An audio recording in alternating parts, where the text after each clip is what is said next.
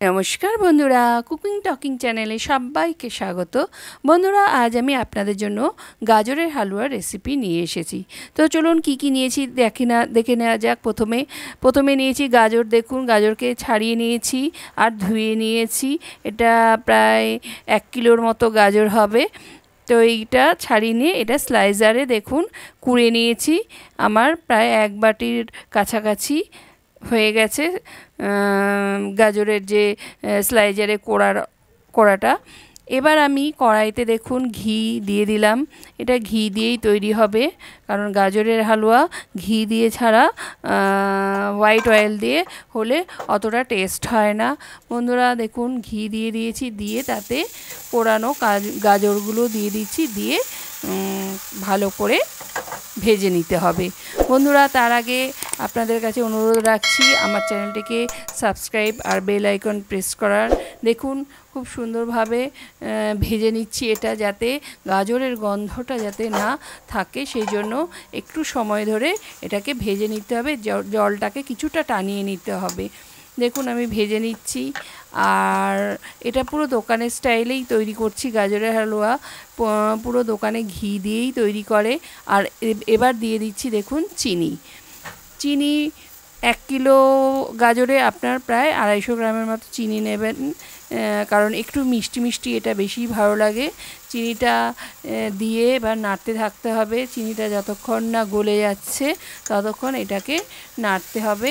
চিনি থেকেও গলতে চিনি থেকেও একটু জল বেরোয় চিনি দিলে। তো দেখুন, আর এরম নাড়তে গাজরটাও সেদ্ধ হয়ে যাবে আর চিনিও গলে যাবে। দেখুন কালারটা আস্তে আস্তে চেঞ্জও হচ্ছে। আর আমি এই গাজরের হালুয়াটা খোয়া ক্ষীর দিয়েই করব। আর এই দেখুন খোয়া ক্ষীর আমি দিয়ে দিচ্ছি। হাতের সাহায্যে আমি খোয়া ক্ষীরগুলো গুঁড়ো করে নিয়েছিলাম, নিয়ে দিয়ে দিচ্ছি। শুধু খোয়া ক্ষীর দিয়ে করব না, খোয়া ক্ষীর আর একটু দুধের গুঁড়ো দেব, কারণ দুধের গুঁড়ো দিলে কি হয়, ড্রাই হয়, একটু জলটা টেনে যায়। গাজরের যেটুকু মানে ওয়েটি ভাবটা সেটা হয়ে যায়, কমে যায়। গাজরটা স্টিকি হয় আর ভালো লাগে, খেতেও সুন্দর লাগে, আর টেস্টটাও খুব ভালো হয়, স্মেলও খুব ভালো আসে। দেখুন খোয়া ক্ষীর দিয়ে আমি গাজরটাকে নেড়ে চেড়ে নিয়েছি। এবার আমি গুঁড়ো দুধ দিয়ে দিলাম।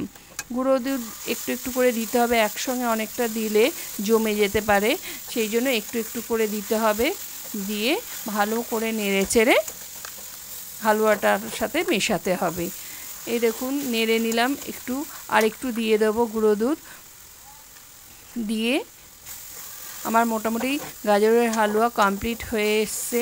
এই গুঁড়ো দুধটা দিয়ে ভালো করে নাড়িয়ে মিশিয়ে নিতে হবে। শুধু মেশানোর পর দেখুন মেশানোর পর জলটা পুরোই টেনে গেছে।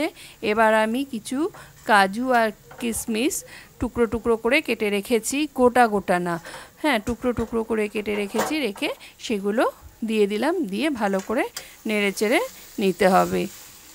নেড়ে চেড়ে নিয়ে আমি এবার এতে দেব একটু এলাচের গুঁড়ো দিলে গাজরের হালুয়ার স্মেলটা খুব সুন্দর আসে, সেই স্মেলটা সুন্দর আসে। এই দেখুন এলাচের গুঁড়ো দিয়ে দিচ্ছি, দিয়ে নেড়ে চেড়ে নেব।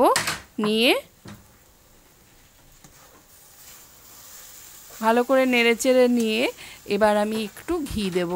এমনিতেই প্রথমে ঘি দিয়েই এই রেসিপিটা হচ্ছে, লাস্টে একটু ঘি দিলে কি হয়, ঘিয়ের স্মেলটা খাওয়ার সময় আসে। যার জন্য লাস্টে একটু ঘি দিতে একদমই ভুলবেন না আপনারা, যতই ফার্স্টে ঘি দিয়ে তৈরি করুন। এই দেখুন আমি একটু ঘি দিয়ে দিয়েছি জাস্ট স্মেলের জন্য। ঘি দিয়ে আমি ভালো করে নেড়ে চেড়ে নেব। মোটামুটি আমার গাজরের হালুয়া রেডি হয়ে গেছে। এবার এটাকে একটা পাত্রে তুলে এটাকে ডেকোরেট করব। দেখুন কাজু বাদাম দিয়ে ডেকোরেট করছি। আজ এই পর্যন্ত, নমস্কার।